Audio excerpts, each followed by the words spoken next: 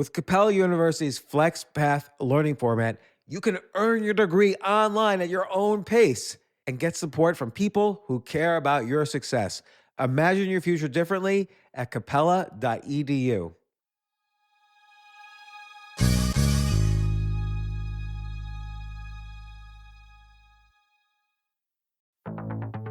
Now is the time to bring new ideas to your industry. And T-Mobile for Business has the advanced 5G solutions to make that happen. We're helping rethink patient-doctor interactions with real-time data sharing. We're tracking carbon with 5G sensors to help fight climate change. We're partnering with cities to connect roadways, cars, and drivers to minimize injuries. Disruptive thinking deserves a disruptive partner. So let's get started on what's next for your business. Step up your innovation at T-Mobile.com/now.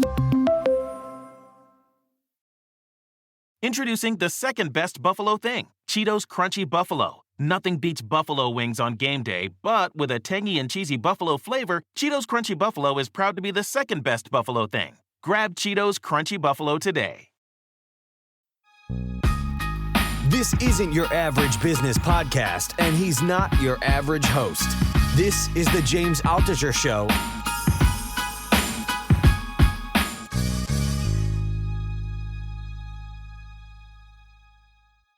So, Jeremy, first of all, I have to really apologize. I am so bad sometimes at returning emails and so on. Your book was excellent, unremarkable to extraordinary. I really enjoyed reading it, and I meant to do a recommendation, and I just never got to it. So I really apologize. It's no worries, man. Life happens. I get it. I get it. You're doing so much, man. Like I just appreciate you have time to get back to me. That's all. No, it was really bad because I told you I would do it, and then I got overwhelmed by a bunch of things, and I really wanted to do a good job, which sometimes, again, I think we all like to think we're not perfectionists, but I think particularly with writing, I have a big problem like returning emails, writing forwards or intros or recommendations, because I feel like it's got to be, everything I write has to be like great, and it's too much. Do you respond to emails the same way I do? Like I get a really long one, I look at it, I just go, "Oh dear God," and I close it. Yeah, like the nicer the email is to me, the less likely I am to respond. Like I get a long email and I'm like, "Oh dear God, this could have been 3 bullet points, please." Yeah, I almost never respond to emails, which is really bad. I have a huge list of people I really want to return their emails, and I keep telling myself, okay, this weekend I'm going to do it, and then I don't do it. And then it's Monday, and everything's horrible again. Well, wait, what day is it today? It's Tuesday. It's Tuesday. I wake up every day and I have like 300 to 500 new ones, and you've been doing this a lot longer than I have, so I can't even imagine what your inbox looks like.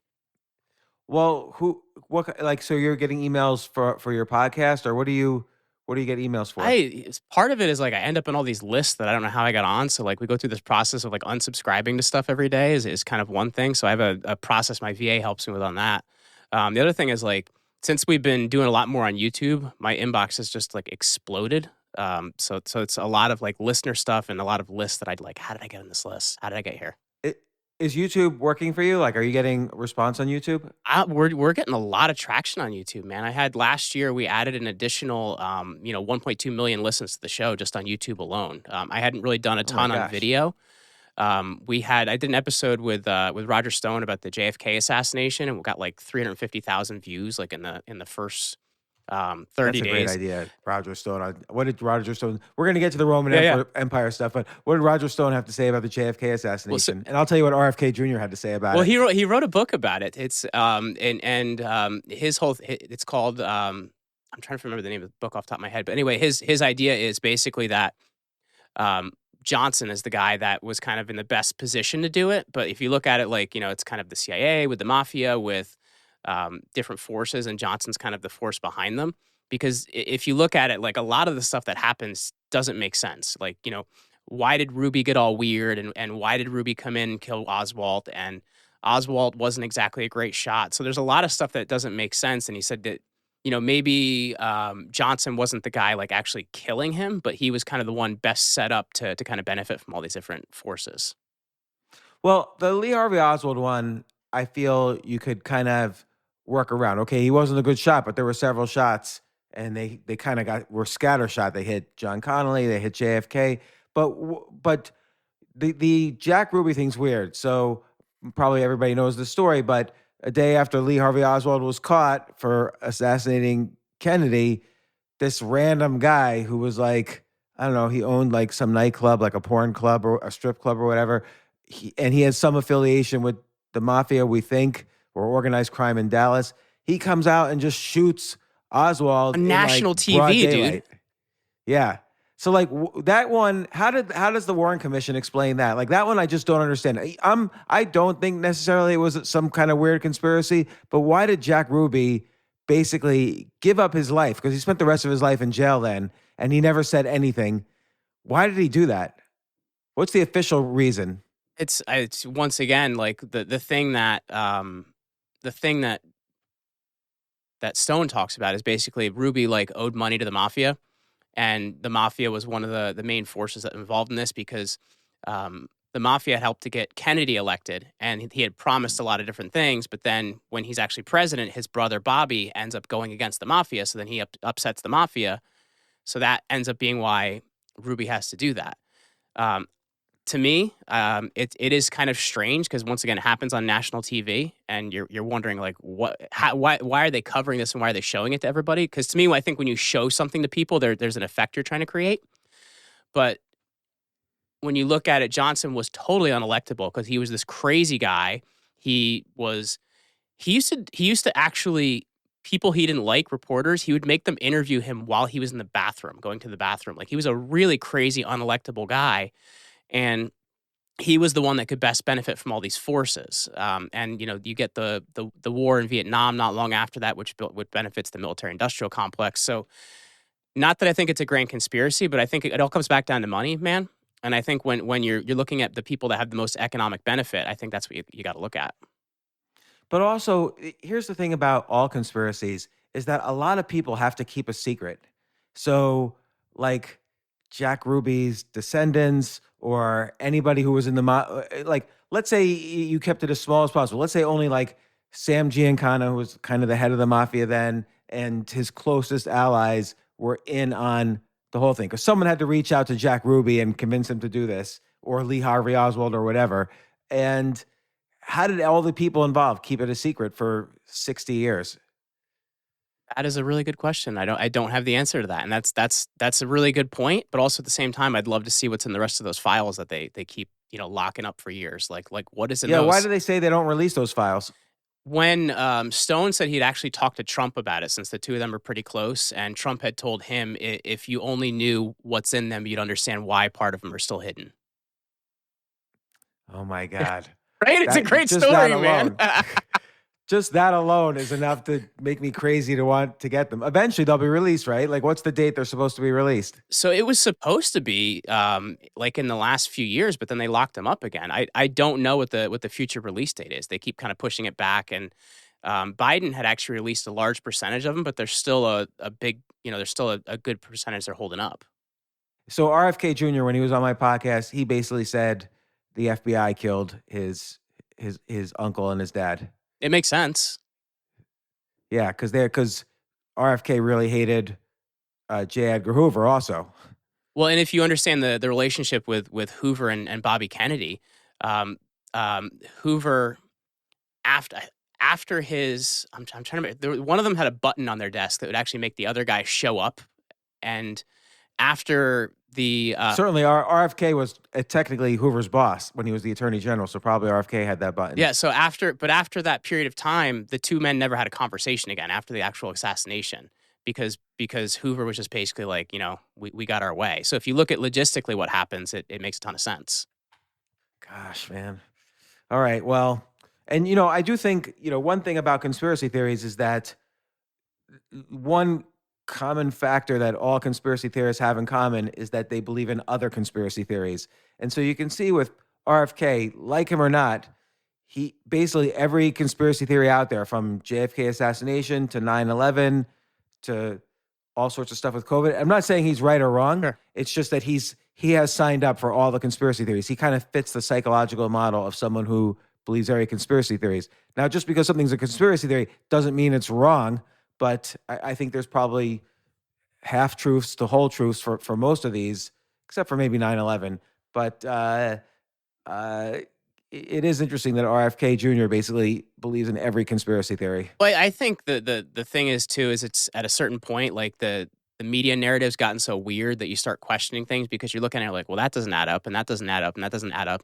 Now that doesn't mean you need to go down every rabbit hole because, dude, I've got some friends that think there's a boogeyman under every bed, and I'm like, no, that's a little too much for me. But I think you do need to question a lot more, right? Like one of my favorite courses I took in college was logic. And I think often we take things at face value. We're like, yes, that makes a ton of sense to me. But I think you have to look at things and question them and say, does this make sense? Now, that doesn't mean you need to believe every conspiracy theory, but I think questioning, there's nothing wrong with that. I agree. So we're going to talk about the fall of the Roman Republic. And you reached out. I'm just curious. You reached out because I think on the podcast I was talking a little bit about how it's become this meme that men think about the Roman Empire a lot. I don't think about the Roman Empire at all, basically. Like I other than when I watched the TV series Rome on HBO, which was one of the best TV shows I've ever seen. Yes. I hardly ever think about the Roman Empire. But is it the case that most men spend a good part of the day thinking about the Roman Empire? I don't know if most men do. I know for me, I've always been interested in that stuff, and it's always kind of felt like, for me, it's always just kind of pulled me.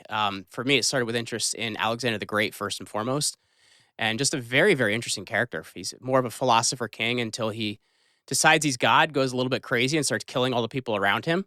And I didn't know that about him. So Alexander the Great was around 300 BC or 400 BC. It was Aristotle was his teacher. So I'm just trying to think when Aristotle was around. So in 300 BC. So he dies in 323, and he's 33 years old. So if you backtrack it somewhere around there is when he's born.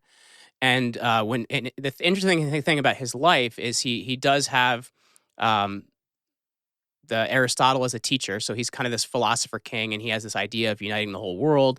And there's this legend that he slept with the copy of the Iliad under his pillow because he wanted to be like a Greek hero. And once his father, Philip II, dies, he takes control of the army after the Battle of Kyrenia, which is in 338. And he goes and then conquers the East, and he conquers Babylon, and he conquers all these things. And he was basically going to conquer Europe and Africa and Asia, and he was going to unite the world. But things get a little bit weird for him because he has this whole idea of, wanting to be Hercules. So he starts positioning himself as that, doing things Hercules would have done to kind of look like that. And then there's these two things that really happen to him in his life. The first is when he conquers Babylon, the Babylonians were already doing ruler worship, and they had this process called proskinesis. And what that actually means is like you lay on the ground in front of your ruler, like, we are not worthy. I can't even look at you. You lay your full body on the ground. So once he conquers Babylon, he conquers Darius III, and he starts making people do this. And the people around him are like, well, this is kind of weird. I grew up with you. We wrestled together. Like, why am I laying in the ground in worship of you? But he started making people do it. And then he conquers Egypt. And in Egypt, one of the places that he goes to is this oracle at Zeus Ammon. Ammon is a city in Egypt. And when you conquer Egypt, you become its pharaoh. So the way the pharaoh was always greeted was son of God, right? Because they had seen him as a royalty. So he enters the oracle and they say, greetings, son of God. And he's like, son of God, I like the sound of that. So then he's already has people worshiping him. Now he thinks he's the son of God. And there's this, after that worship, there's this one situation where he's having dinner with all his friends, and his most trusted soldier is this guy. His name's Clytus the Black, and he was his father, Philip II's like right-hand man. And basically, they've had a little bit too much to drink. And Clytus says, no, you're not the son of God. I know your father. I worked with your father. I was his right-hand man. So then Alexander basically kills him in front of everybody. And that was like the breaking moment of like, he's crazy. He thinks he's God. And that was when the philosopher king thing ends. And he goes on this kind of never-ending thing of like, the thing that actually kills him is the fact that he won't stop. He's trying to conquer. He's trying to go through India. He keeps going through India into Afghanistan, and Afghanistan is actually what ends up killing him. He marries Afghanistan was known as Bactria in that time period, and he marries a Bactrian woman named Roxana, and that kind of ends up being like the end of him. He gets sick, and then all his men fight over him. That there's thoughts that maybe he was poisoned, and then the next kind of few hundred years before Rome is what kind of leads up to that time period. A couple of questions about Alexander the Great before we get to Rome. he was in charge at first of the Greek Empire. Is this where the Macedonians. Greek? So the Macedonians weren't exactly Greek. They were kind of like not exactly barbarians, but not like we're ancient Greeks. We're very proper. So they were kind of like Greek light, and they had actually. Where was the Greek Empire at this time? Like what was going on? Was it already gone? It was already fading at that point in time because this is after Athens had already fallen. This is after, Sparta doesn't really matter as much because Alexander the father, Philip II, was actually the Macedonian that goes and conquers all of Greece. So that's how the Macedonians actually gain control of Greece, is actually Alexander's father. He goes through and conquers everything. He conquers Thebes. He conquers Athens. He conquers these different areas. And Alexander basically inherits that when his father dies. And it's not really sure like how his father died, but he was stabbed. And there's thoughts that Alexander the Great's mother, Olympias, may or may not have had him killed. We don't know. But then Alexander basically inherits that. So that's how his father had done all this conquering and taken over the territory. And why didn't Alexander turn to the west instead of going to the east? Why didn't he go after the then existing Roman Republic? Did the Roman Republic not have as much like wealth or resources? During that time period, it was the Persians that were really big because the Persians him conquering Persia basically ends their empire, because what happens is the East is seen as this picture of wealth, this picture of money, because there's all these different resources in the East that there aren't in the West. Because if you look at Rome, Rome expanded to the East, and it was actually Constantinople that ends up lasting till 1453. So there's always historically this idea that there's more wealth and more money and more things in the East, and that's why they keep going towards that. Ah, interesting. I didn't know that, because I guess yeah. What is in the West? Like, well, first of all, what were the resources in the East? Were there gold? Like, what did people conquer for? What did they take with them when they left the country that they conquered back then? Well, it would be first part would be women. They would also wanting to expand their society. The second thing would be wealth. There was a lot of gold and silver and things like that in the East. And then also there was a lot of fabrics and things that you couldn't get in the West. So like, silk and things like that. That's why it was called the Silk Road of what came from Asia. So it was really a resource battle and getting those different things. And then when let's say he conquers Persia, he goes back to Macedonia. Does Persia every month, year send taxes, or how do they keep control over what's happening? I assume they install a governor. How does they keep part of their army there to maintain law and order? Like, how do they control the areas they conquer? So he never actually went back to Macedonia. Like, he leaves in this campaign and he just goes basically from 338 to 323 where he dies. And what happened is the Persian Empire was really interesting to control because they had these governors. They were called satraps. And satraps were like their type of governors, and they would govern a parcel of land called a satrapy.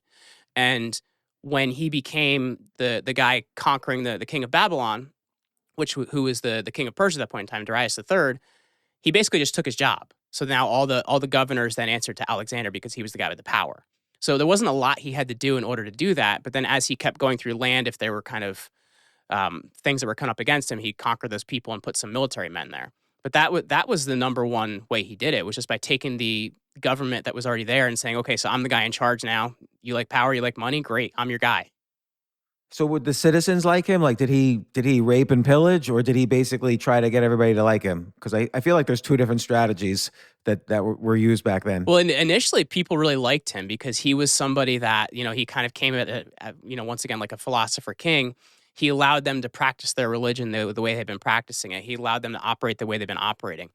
And that was the number one reason they liked him. Now, his generals that took over after him, they're called the Diadokoi, or the successors of Alexander. They weren't so nice. They created their own kingdoms out of each one of these different areas.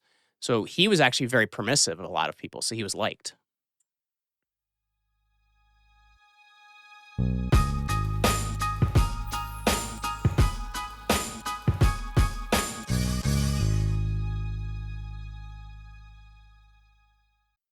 Oh man, I love these sponsors when I wish I had started this company myself. Our friends at ZipRecruiter, they did a recent survey. They found that the top hiring challenge that employers face for 2024 is a lack of qualified candidates. There's nobody out there. everybody, all the qualified candidates have jobs already. But if you're an employer and you really need to hire, here's the good news. ZipRecruiter has smart tools and features that help you find more qualified candidates fast. And right now, you can try it for free at ziprecruiter.com/James, James.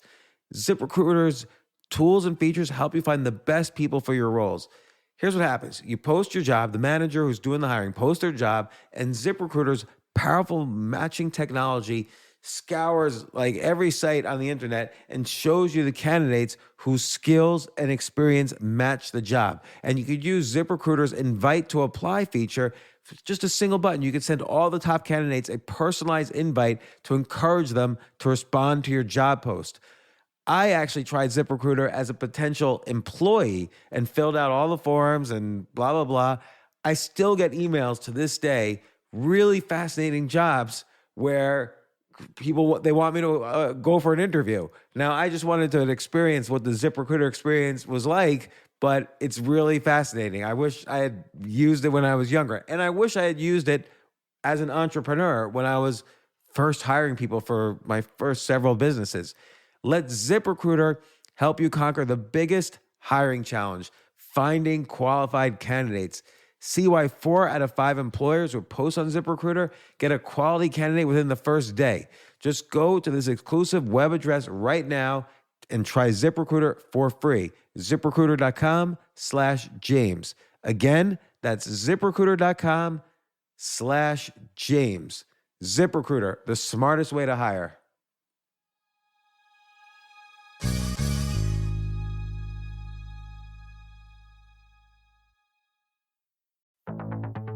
Now is the time to bring new ideas to your industry. And T-Mobile for Business has the advanced 5G solutions to make that happen. We're helping rethink patient-doctor interactions with real-time data sharing. We're tracking carbon with 5G sensors to help fight climate change. We're partnering with cities to connect roadways, cars, and drivers to minimize injuries. Disruptive thinking deserves a disruptive partner. So let's get started on what's next for your business. Step up your innovation at T-Mobile.com/now.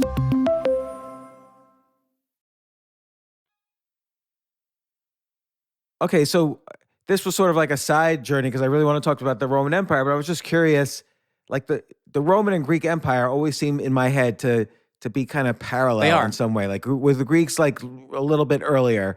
And well, it's interesting because the Greeks like they have power first, then you have all this period of Rome in the middle, and then because they end up in Byzantium in the end, the Greeks kind of win in the end. Oh, that's interesting. All right. Well, so the Roman Republic. There was a Roman kingdom, then a republic, Yes. and then starting with Julius Caesar, the Roman Empire. So the Roman Republic started around 753 BC is when that starts, and there's traditionally 7 kings of Rome. The first one being Romulus, and the final king. Did he really exist, Romulus? Or was that myth? Supposedly, it's a long time ago. There's no way to prove it. I think starting around like 500 BC and earlier, it's hard to verify actual individuals. Yes, I agree. Unless there's money with their name on it. Was there money found with Romulus's name on it, like a coin? Not as far as I know. Once again, I haven't read everything out there. So as far as I know, there isn't any coinage with Romulus's name on it, unless it was made by a later emperor. Okay. Because there were later emperors that would put a coin with Romulus's face on one side and theirs on the other, be like, hey, I'm like that guy. I see. Yeah, it's social proof or authority. Yes. Like one of those copywriting techniques. It's a blue check mark, man. Yeah, exactly. It was like they were using these techniques all the way back then. So, okay, so the Roman kingdom started. What was it before it was a kingdom? Was it anything? It was just kind of like a wasteland. There was just not really much there, and Rome is kind of this city. And Romulus in that time period ends up, there's this whole like legend of where Romulus and his brother Remus raised by a she-wolf. We don't know. Then Romulus gets jealous and he kills his brother Remus and he founds the city Rome.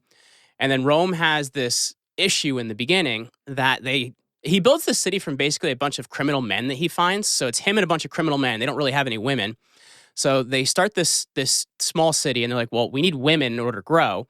So then there's this what's called the rape of the Sabine women. Basically, they invite this other people, the Sabines, to come to dinner. And during the dinner, the men kidnap all the women, and that ends up being how Rome gets its first women, and that's how the city of Rome is founded. So then it goes for 7 kings. Who are these Sabines? Like, it was like a big family, or it was like another city? It was like a city or a culture near Rome, because Rome didn't really have an established culture at that point in time. There was these small kind of like city states in that area. And given what happens back then, why would they agree to go to dinner with Romulus and Remus and whoever and a Because bunch of that's how criminals? history's written, man. We don't know if it actually even happened. I see. I see. So then there were a bunch of kings. The kings were pretty, totalitarian or authoritarian, and then finally a bunch of citizens, or I don't know who, somebody overthrows them in 509 BC, and it becomes the Roman Republic. It's one guy, and this is actually important in Roman legend. Is they're killed by a guy named Brutus, and Brutus kills the final Different king. Brutus. But that's why it's important, because they attach that to the assassin of Caesar, and they say, okay, well, it's the Brutus is basically the protecting us from having a monarch, right? So this guy named Brutus assassinates the final Roman king. There's 7 of them. I don't remember them in order. I just remember the first one is Romulus. They have all these very strange names. But the final king, I think it was Tarquin Superbus or Tarquin the Proud. I don't remember. You can't quote me on that one. But I was going to quote you at a party, but now I won't. well, you can make one of those quote cards like Abraham Lincoln. Everything you say on the internet is not true. But so the final one ends, and then in 509 you have kind of the Roman Republic that starts, and the Republic that, as I had mentioned, the Greeks and the Romans kind of fight about who had democracy first. So the Greeks say we had it in 508, the Romans say we had it in 509. And then you have the Republic that basically goes from 509 until 31, which is when Augustus basically creates the empire. So almost 500 years. That's pretty remarkable, considering, Yes. I'm sure at that time, I mean, there was a lot of things in the Roman Republic. There was, checks and balances. There are all these features of like what the United States has today. Mhm. I don't know if there were elections. Were there elections? So there were elections, and there were also like, it depended on like what class you were in, depending on if you could vote or not. So like there was, there were two consuls every year. Consuls were kind of like the guys in charge, because they didn't want to have one guy in charge, and those were named by election. But then you also had tribunes. So tribunes were the guys in charge of like protecting the city, and originally there was not what's called a tribune of the plebs. The plebs were the plebeians, or the poor people. But eventually they got the ability to have themselves represented in government by having a tribune of the plebs. So all the poor people could basically vote for, this tribune of the plebs. But you had to be what's called a knight or above. A knight was one of the lowest parts of the patrician class in order to actually vote for who's going to control your Roman government. But I feel like there was, I don't want to say freedom of speech because I don't really know, but there were times during the Roman Republic that the lower classes were demanding more political power. Yes, and that's the last, like, you're looking around the 2nd century BC, so like the year 100ish. There's these 2 brothers, the Gracchi brothers, Gaius Gracchus and Tiberius Gracchus, and they're basically pushing for more things for the people, more grain, more different things, and their actual murder is one of the things that leads to kind of the 130 years of civil war, or 100 years of civil war, which leads to the end of Rome, or the end of the Republic, basically. Okay, so I always thought the Republic ended because basically Julius Caesar, who was very popular in Rome from his military efforts, he basically became consul and then declared himself emperor or dictator or whatever, and that's what ended the Republic. Not necessarily. So if you look at the last 100 years of Rome are kind of crazy. So you have around I think it's around 130 that the Gaius Gracchus, who's the last Gracchi brother, is killed. Then you have, in that 100 years, you have Gaius Marius actually raises an army and attacks Rome and basically declares himself in charge of the city. Then after that, you have Lucius Cornelius Sulla, which then does the same thing and says, hey, I'm in charge of Rome. And then you have 43 where Caesar crosses the Rubicon, and then he comes in and says, hey, those guys did it, so I'm going to do it too. So now he's in charge of Rome. And then he declares himself dictator for life. And the thing you have to understand is to do that is actually very offensive to the Romans, because in Rome, there was an office called dictator. And what dictator is if there's a period of civil strife or military strife, they had the idea that a bunch of people can't agree fast enough in order to solve a situation. So you would name a dictator that could actually do that. And a dictator would have power for 6 months, and that's all, and they would lay their power down. And legend has it that there's this guy named Cincinnatus, and Cincinnatus basically takes up the dictator, solves the problem, 6 months, he lays it down and goes back to farming. And that's why George Washington is always called the American Cincinnatus, basically, because he laid down, after the revolution, he decided he didn't want to do things anymore. And it was elections that basically made him president. But so to say I'm dictator for life was offensive to Romans. And that's actually what leads to Brutus and Cassius later, killing Caesar. Now, we're still in kind of a civil war period. And after that time period, in his will, Caesar names Gaius Octavius his adopted son. And adoption was weird in that time period because you could take somebody that's a total adult and say, I'm adopting you, because it gave the person your name and title and money. And then you have one of Caesar's military guys, Mark Antony, that is, well, if Caesar dies, then I'm the next in line.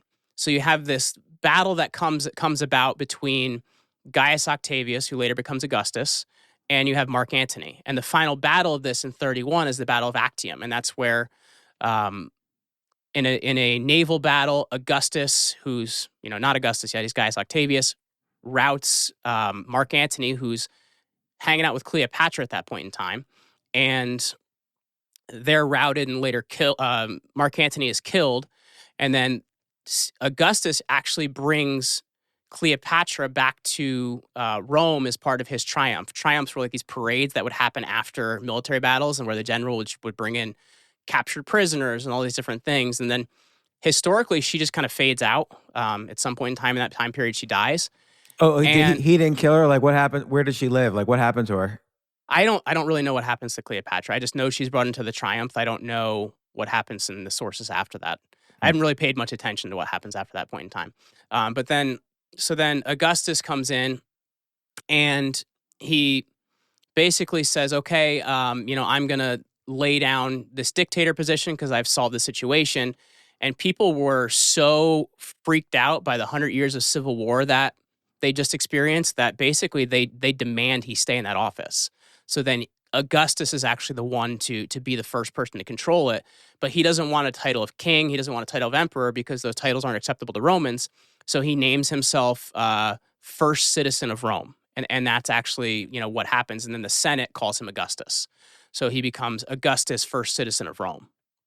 And then he kept the peace for a really long time, like 60, 70 years, something like that. He was the longest serving person. And that was actually really important to why Rome was able to transition from a republic to an empire, because basically by the time he dies, there's nobody really living that remembers what it was like to live in a republic. And correct me if I'm wrong, because I really don't know anything, but when he took power, he basically killed off all his enemies, like all the aristocrats, say, who could in the Senate, who could potentially oppose him, just like they opposed Caesar, and he took all their land and wealth and so on. So he was like by far the richest person in Rome, and he used that to kind of give gifts and get people to like him. Yes, but he also didn't live in opulence, which was really important as well. He had a very plain diet, and he dressed in like very normal clothing, whereas emperors after him were a lot more like, wearing purple, which was seen to be like, more of a connection to Jupiter Optimus Maximus, or the main god of Rome. And so he was actually a very simple guy living as first citizen. So it seemed like the republic was still operating, but there was just kind of this first citizen in charge running a lot of things. So he had a lot of the money, he had a lot of the power. He was able to position it in such a way that he didn't look like a despot, which really made things function well. And, it's interesting because everyone says it was this reign of peace, but he achieved that by killing all his enemies.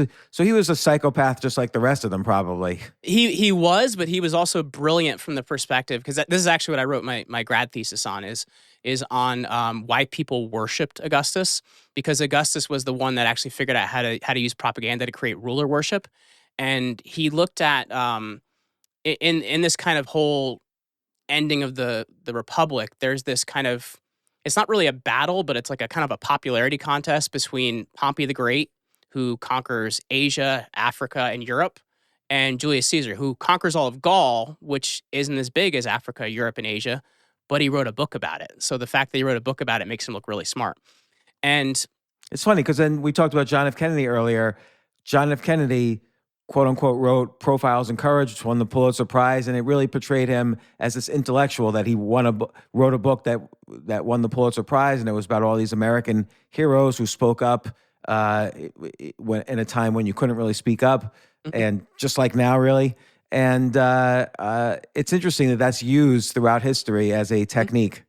It's a great technique because it's able to show that Caesar did this, Caesar that, Caesar did this, and because it's in writing, you're able to look at that. So that's one thing that's important. But also, like, there's techniques both of them use too.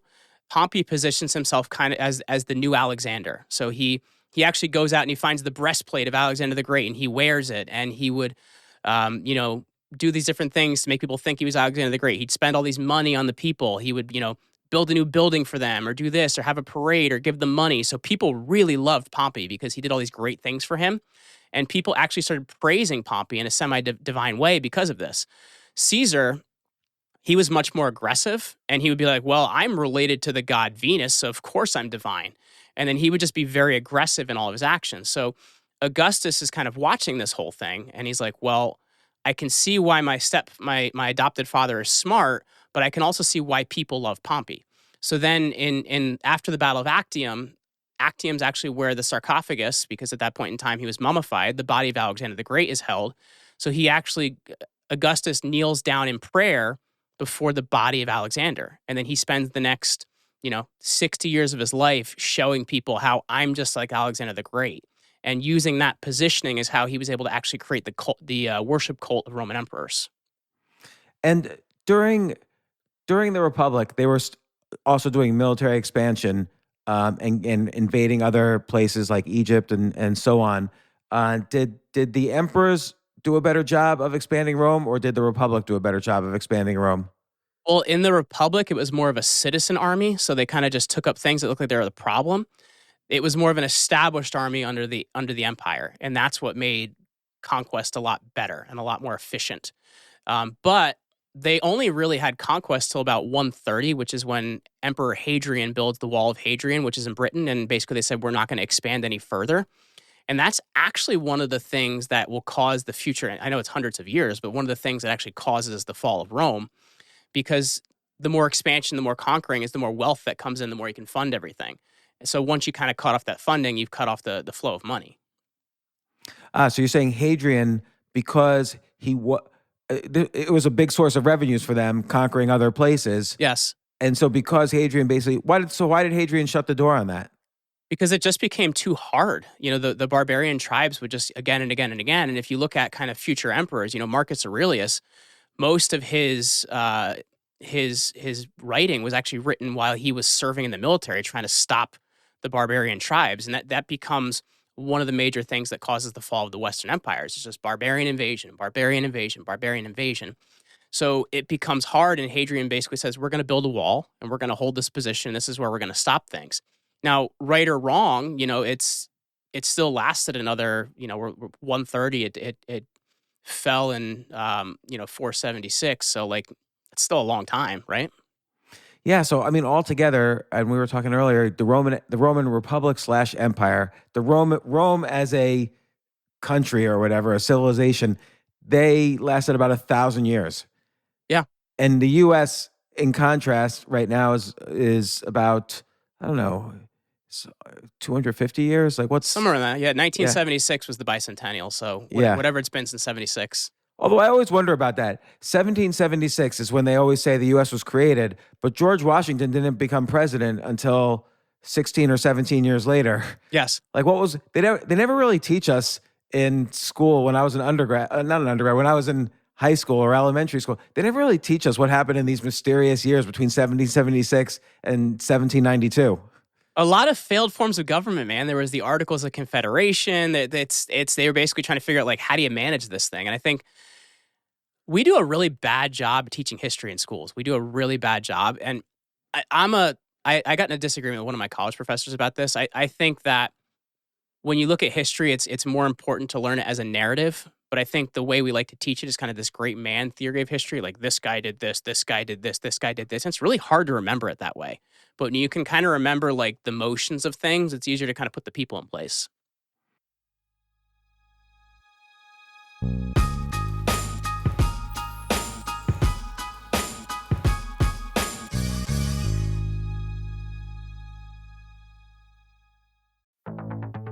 Now is the time to embrace a new wave of workers. Every day, your team grows younger, more digital, and more drawn to entirely new ways of working, which means you need flexible solutions to connect them where business gets done. T-Mobile for Business was born digital. With America's largest 5G network, we can make it easier to work together from virtually anywhere.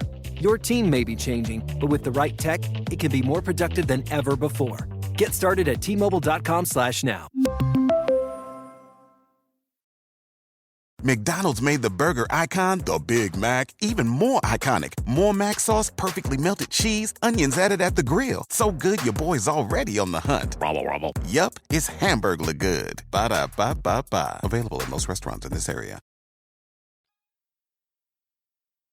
What similarities? I mean, everybody's talking about, and this is not a new thing. I feel like every decade this happens, but everyone's kind of talking that the U.S. is in decline. But the U.S. always sort of pulls success out of a hat, and I think that's because of technological innovation. I mean, we of course, you could argue U.S. is going around trying to conquer countries, but the U.S. doesn't really. It's not like how the Roman Empire would conquer a country where they would take all the wealth and install a governor.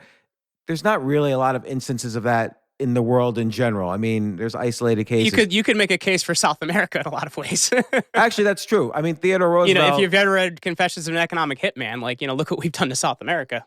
Right. Well, basically, I guess you can say the dollar is our weapon. So we would lend countries money.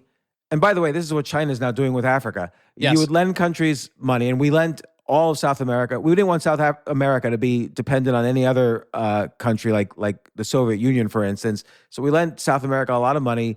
They, of course, never were able to pay it back. So we essentially nationalized South America and took over everything. And all of their resources belong to U.S. corporations, more or less. Not completely. I've oversimplified it, but you're right. So South America, in some sense, is a weird kind of vassal of the U.S.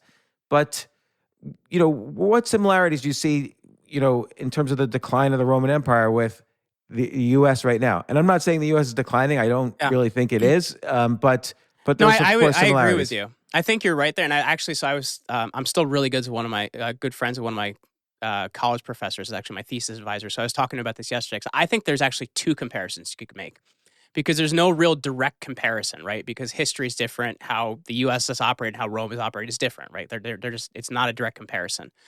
You could say that one part of it is we're very similar to how the Republic fell and the Empire rose. Like, you could say that, because things have been very tumultuous. There's been kind of more of a populist rising in ways where, you know, the right power vacuum could bring somebody and there could be control. But I actually think as well, we're very similar to Rome's crisis of the 3rd century. And to me, I think that's the greater similarity of where we are. So the 3rd century and how we got there is kind of a little funny. So you have Marcus Aurelius' son Commodus, who's absolutely crazy. And he does a lot of strange stuff. So they get the guard actually ends up getting so mad, they end up killing him. So he reigns for a long period of time, but then they end up killing him. And you have a lot of upheaval for this period of time. There's another crazy emperor in there, which is Emperor Caracalla. It's another like, hey, I'm a really good emperor. I'm going to name my kid emperor too, and which doesn't really seem to turn out well in history.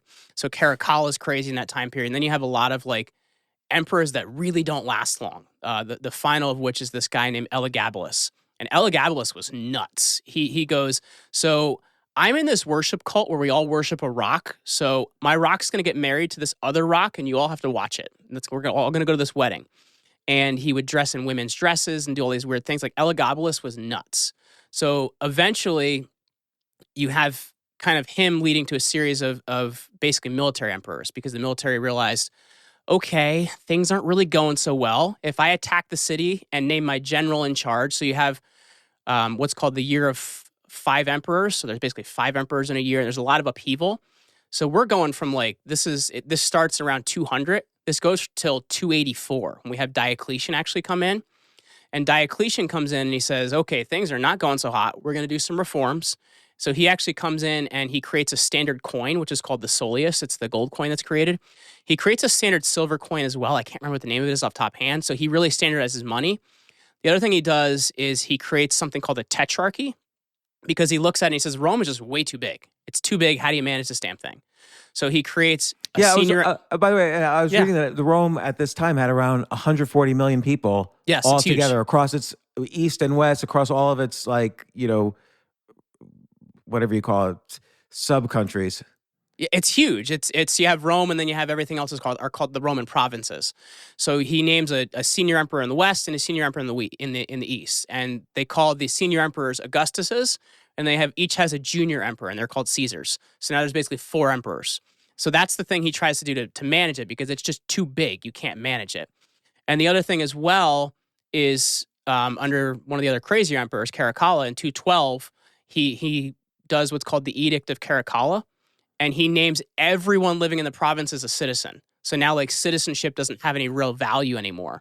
So then Diocletian looks at that too, and he actually does some military reforms to try and handle that, because a lot of these guys had the benefits of citizenship, but you used to have to serve in what's called the Roman auxiliary if you weren't Roman to get Roman citizenship. And after you served for like 20 years, you could be a Roman. What was the benefits of citizenship? Like, why was this a problem? Because number one, you got more ability to have grain and things like that. You could actually vote. You could actually control an area. You could get political power. But if you didn't have Roman citizenship, you couldn't do any of those things.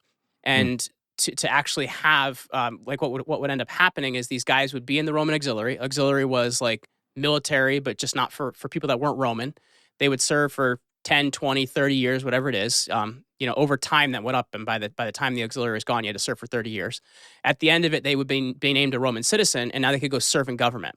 And the thing that was nice about that is you could take that citizenship, you could be like, my son is a citizen now, his whole family is a citizen now. So there was a lot of value in that, and you had to earn it. But after 212 and the Edict of Caracalla, so now Rome's supporting all these different people and all these different tribes and things like that didn't have to actually earn that citizenship. So it loses a lot of value. So Diocletian does all these reforms, and it actually stabilizes the empire in 284. And that's actually the thing that makes it last till 476.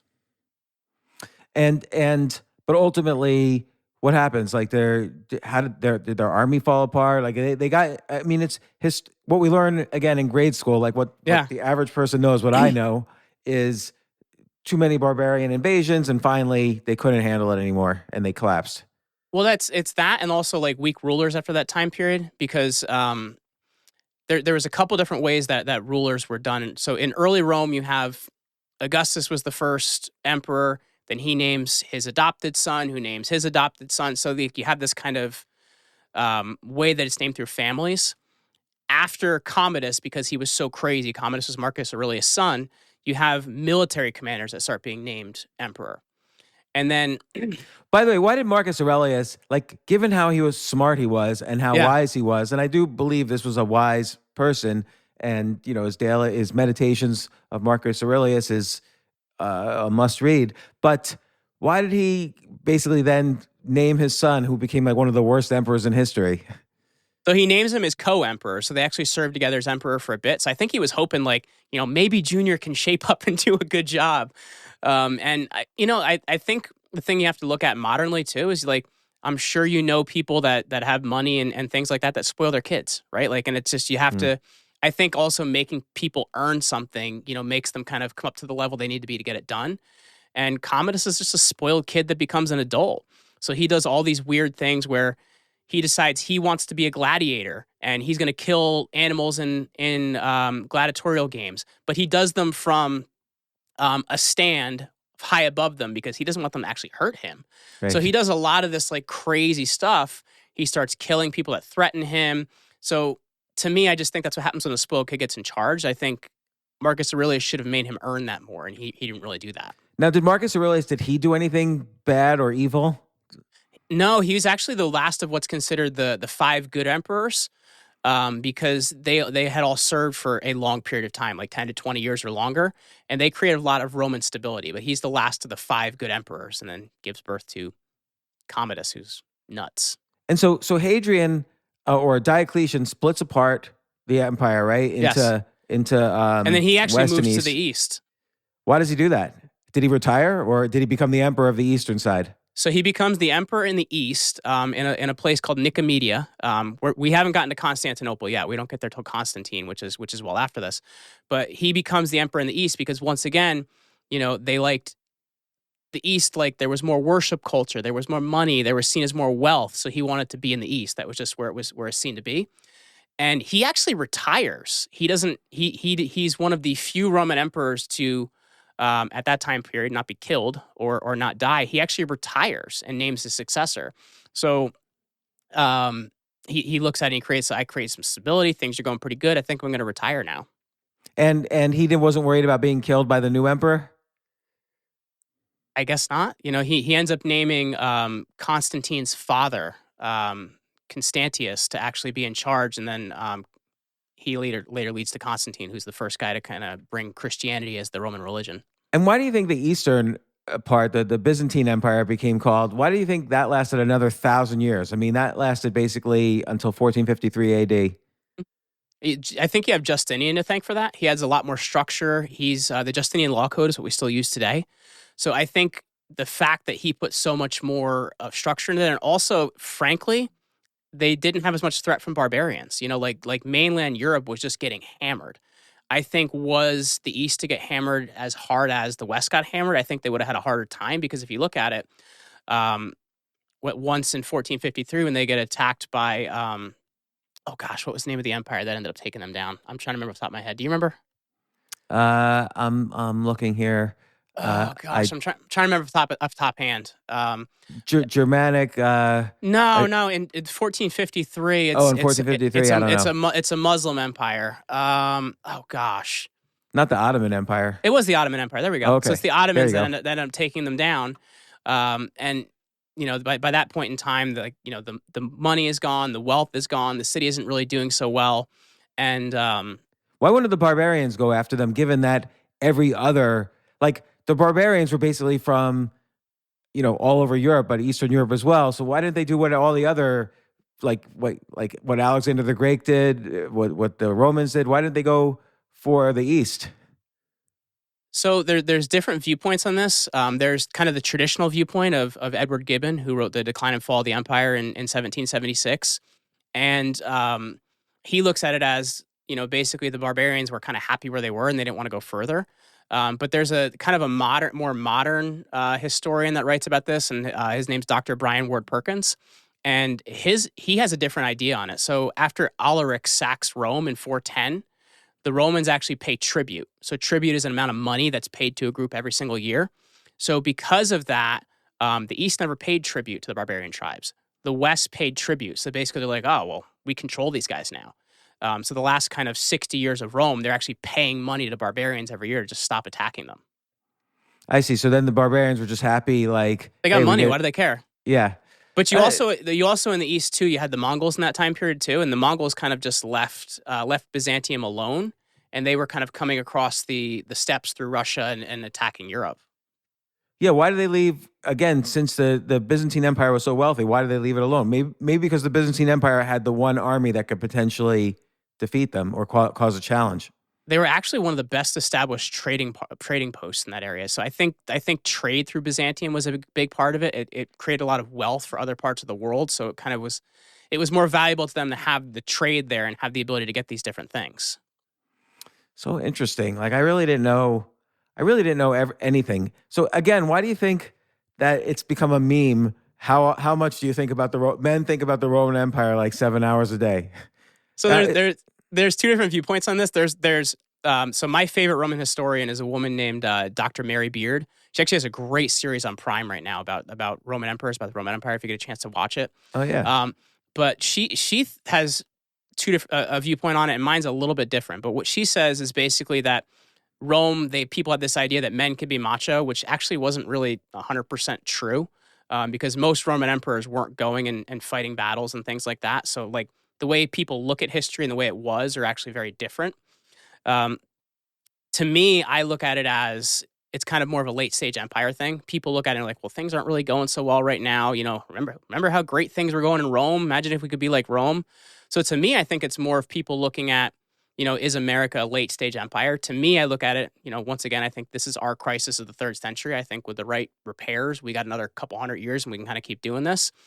But, her viewpoint is like, men feel like they're not macho. They're stuck in these corporate jobs. They're not really doing things that matter, which I think is also a big part of it as well.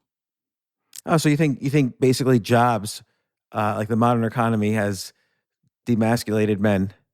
Yeah, because if you look at it, like, it's you're going to go to school for a bunch of years and then you're going to go into a job where life doesn't really matter. And you want to kind of feel like, you have an effect on things. And, in Rome, you could even look at a lot of the Roman emperors. Like there were people that were born, not as slaves, but as very poor people that would end up being emperor. And that had happened. That happened with Emperor Hadrian. He was a guy that was born in the provinces. He was born to a poor family, and he ends up becoming emperor because he's put in the right political position. And I think people look at that and they're like, well, I don't really see how there's a path for me. I don't really see how there's a future for me. And it's you wrote an article a few years ago about is New York City dead forever? And I think people look at the economy and they're like, things aren't really going so great right now. Kids are getting out of school and they're paying for an education that education didn't actually teach them how to do anything. So they have a mortgage without a house. And you have the government telling you, hey, we're not in a recession. We just changed the definition of it. Things are going great. So people are looking at it and they're like, I want opportunity. And I think that's really the biggest frustration for people right now. I see. So to some extent, the Roman Empire and Republic might have been more upwardly mobile than people are feeling right now. I think so. And because people, as much as we want to say there aren't kind of established classes here, I think it really has started to become the political class and everyone else. And that's, I don't care if you're on the right or the left, James, they're both corrupt as hell. And they both, kind of do whatever serves them. And I think for the rest of us, we don't have as much mobility as we do. I think entrepreneurship gives us mobility. And I think that gives us the ability to do a lot. But I do think it's becoming increasingly closed off because of the political class. So if there's like one lesson from the decline of the Roman Empire that you would look at, what should the U.S. be worried about as a society, as a culture? More solid monetary policy. I think that is the number one thing that's killing us. I know you've been big on talking about cryptos and things like that, and I think we need to take a look at our monetary policy because you can thank Richard Nixon for taking us off the gold standard, and they're able to do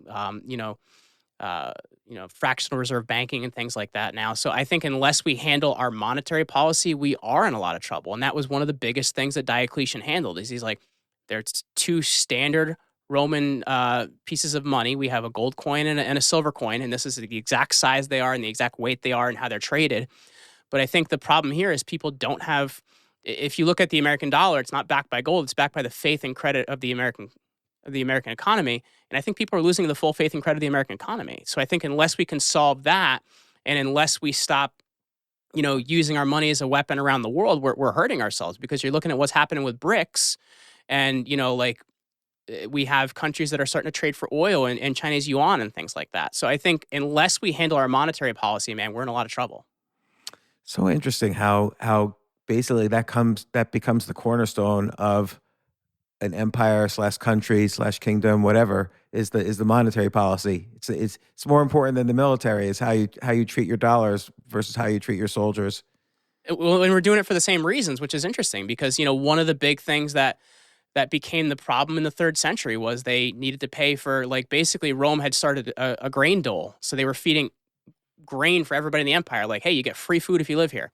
So you had that was happening. They were trying to fund the military, and emperors, when they realized that they got their power from the military, well, they kept giving the military these giant raises every year, 30%, 60%, because if they kept the troops happy, they were happy. But in order to give more money, they needed more money, so they started devaluing dollars. And you look at it here, that's exactly what we were doing. I got some car repairs recently, and the hourly rate for those car repairs versus those same repairs I had on a different car in 2007 were triple for the hourly rate. So it's like your dollar is losing value so fast because we're just printing more of them. That's what, people hear the idea of quantitative easing. They don't know what that means. That means that the Fed just fired up the printing press and made some more money. So we try to pay for things by just creating money. And it's like, you can't do that. Yeah. And I guess you could do that if the economy was growing faster than the amount of money. It's not. That's right. After 2020, between 2020 and now, 40% of all the money created in history was created in the U.S. And the economy certainly didn't grow by 40%. It grows, 1 or 2% a year. but maybe now because it's still coming back from COVID, it'll grow a little faster because it was coming back from lows. But it's a very scary situation with $34 trillion in debt. I haven't really wrapped my head around it about what it means. Like the U.S.'s interest payments amount to about 4% of GDP a year. So if you say, oh, your mortgage and your debt payments on your credit cards and your house and so on is 4% of your income per year, that's not so bad. It doesn't seem so bad. So there's like different viewpoints about how bad our debt is. And when I was speaking to David Rubenstein, who's the head of the Carlyle Group and a really, obviously a super smart investor, he does think there's going to be a problem when all of us get older and Social Security can't pay for it all.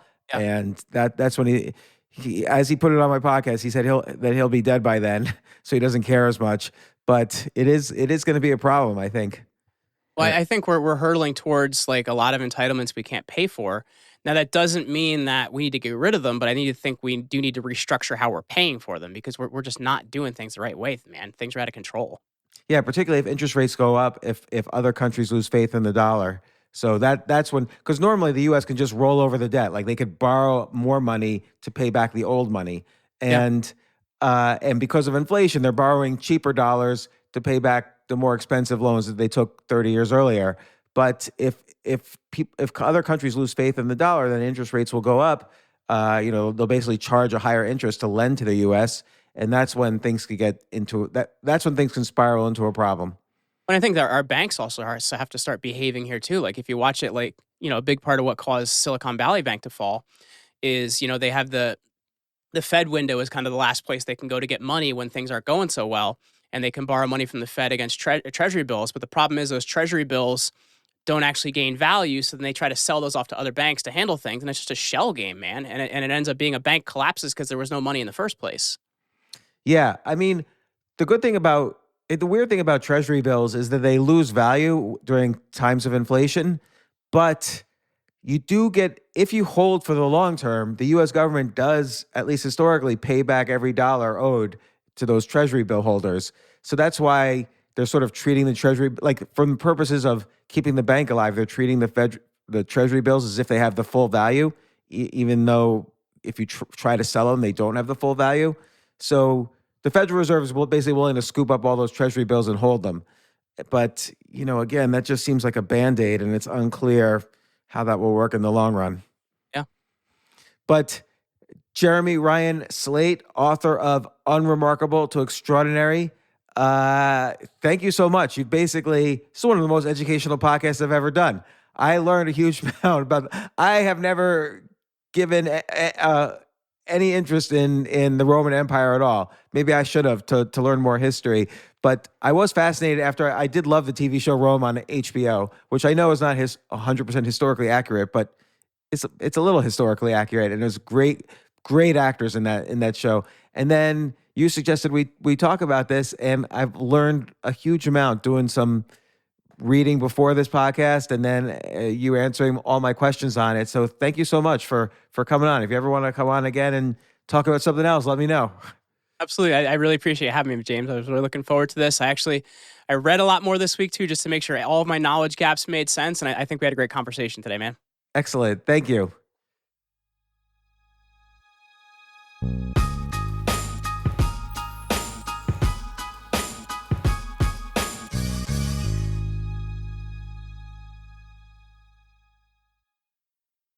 Introducing the second best buffalo thing, Cheetos Crunchy Buffalo. Nothing beats buffalo wings on game day, but with a tangy and cheesy buffalo flavor, Cheetos Crunchy Buffalo is proud to be the second best buffalo thing. Grab Cheetos Crunchy Buffalo today. Have you heard? McDonald's, the burger OG, took their classic burgers back to the kitchen, and they've come out hotter, juicier, and tastier. Onions added at the grill, perfectly melted cheese. Plus, the burger icon, the Big Mac, now has more Mac sauce. Just how good are these burgers? Rubble, rubble. Yep, they're so good they got the Hamburglar's attention. Better get down there before he eats them all. Ba-da-ba-ba-ba. Available at most restaurants in this area.